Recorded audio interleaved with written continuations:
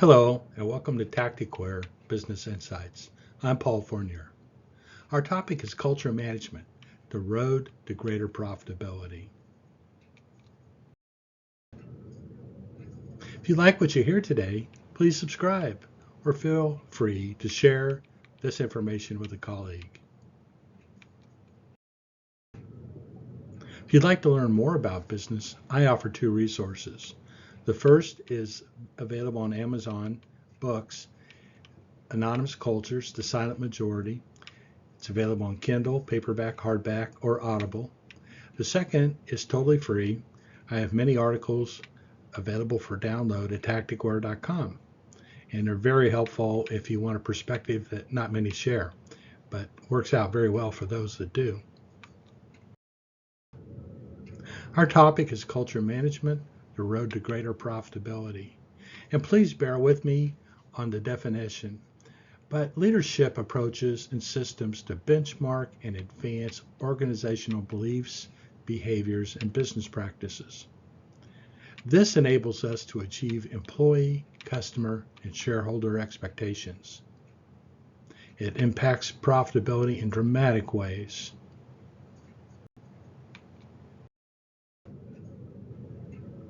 Let's understand culture management and why an assessment is imperative to your organization. Using gut feel, how would you rank your culture today? Is it toxic? Is it questionable? Or is it good? And notice I said the word gut feel because that's how you feel. The 360 organizational assessments allow us to determine is it fact or fiction. And in the organizational assessment, we're able to identify challenges and opportunities to growing your culture. It's a great tool and resource that many of my clients use, and it benchmarks our future strategy as far as culture. A couple high points or KPIs on culture which affects employee retention. We found employee retention is much greater in a quality culture. Secondly, customers value supplier dependability. If a company has a revolving door of terminated employees, it sure sends a confusing message to our customers. Ironically, the message is really the leadership team is challenged, not just the employees. And our customers expect suppliers to staff with quality employees and retain them. They're probably paying a premium price for their goods or services. They expect that to cascade down to the employees. But understand most employees leave not because of the job, but because of management or toxic culture. Again, they leave because of culture or toxic management. The KPI that adapts to this is the employee retention percentage. How many people are you actually turning? If it's high, something to really take a look at. And why? Are we looking at source versus symptom?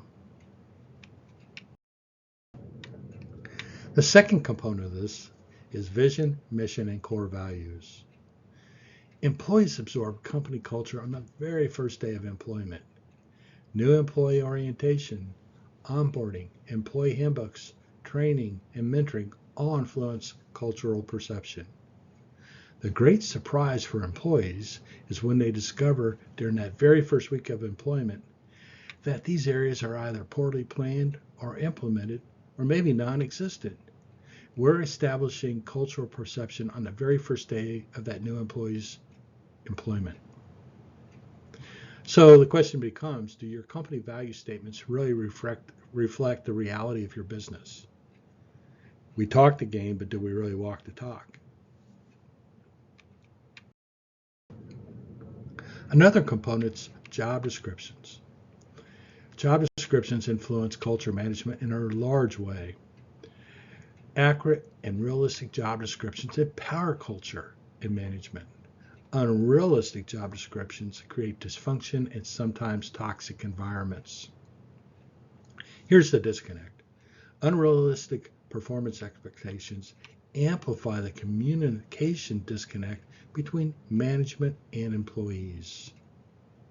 Managers expect more than the job description really applies, and employees don't understand why they're being persecuted. So my question to you would be, are your job descriptions accurate and realistic? This also moves into customer perception. If we have employees that really don't know what their role and job are, how is that transmitted to our customers? Communication. Leaders who are predictable and professional in communication develop respect and trust with employees. Predictability in communication really influences employees to listen and learn about a subject. They trust the management and leadership of the organization. However, if the manager or leadership of the organization is way off the wall, screaming, yelling, and being demeaning, are the employees really listening?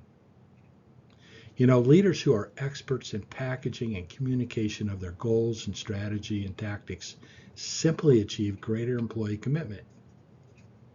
It's just a simple fact that people listen to those they respect. If you don't respect, there's probably not going to be a lot of listening. So, what's the tone of communication in your business? Are we really paying attention to the tone? Is it professional or a toxic work environment? Equal accountability. You know, in some organizations, management favoritism is when management subjectively rates one employee superior and another employee as satisfactory when they both achieved identical objectives. Cultural perception is damaged in a big way, and it's really the number one complaint when I do organizational assessments. You see it in larger organizations that have many employees, and they have multiple people being rated for the same job and different ratings. When this event occurs over multiple departments, there's little to support evidence of a common performance language. So the question becomes, are all employees held to identical rating standards? This normally occurs at the employee reviews.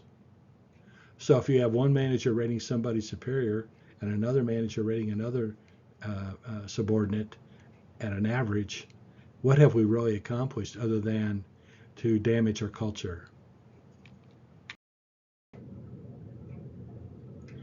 Here's the bottom line on profitability is our customer relationships. Toxic cultures reflect management and employees making promises and decisions, then failing to keep them. The company fails to retain customers, and by not delivering on a promise, they disrupt customer satisfaction, which eventually disrupts customer loyalty, and they go somewhere else. Broken promises open the door for competitors to enter. And understand culture is transmitted with every order of your organization. And every time a customer service rep talks to a customer, what's our perception? The dynamic of this is the KPI, which is what is your customer attrition rate? How fast are customers leaving your organization to find someone who delivers more consistently to them?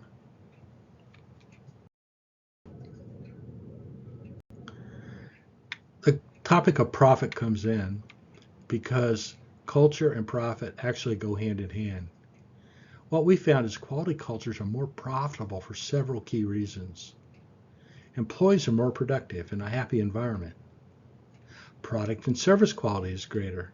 You see more consistently in manufacturing production lines.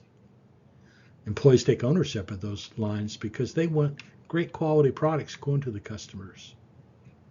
Customers are more satisfied. Customer retention is greater. Our innovation is more effective because customers value us as a supplier.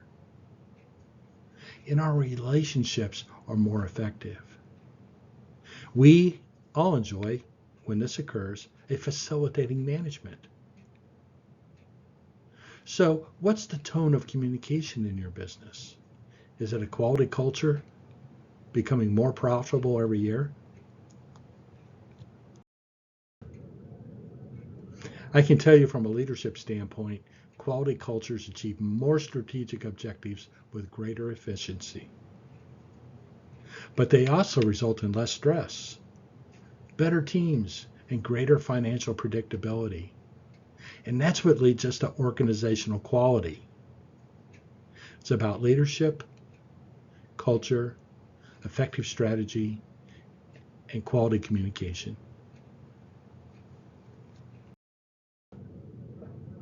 So what are your cultural expectations for management, employees, and customers?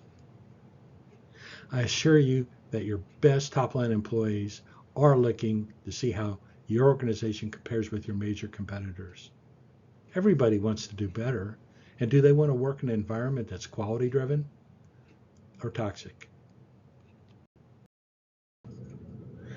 You know, every business has challenges. It's how management solves challenges that establishes perception. I have many of the solutions. Reach out. I appreciate your time. You can contact me at my email address or phone. Thank you so much. Have a wonderful day.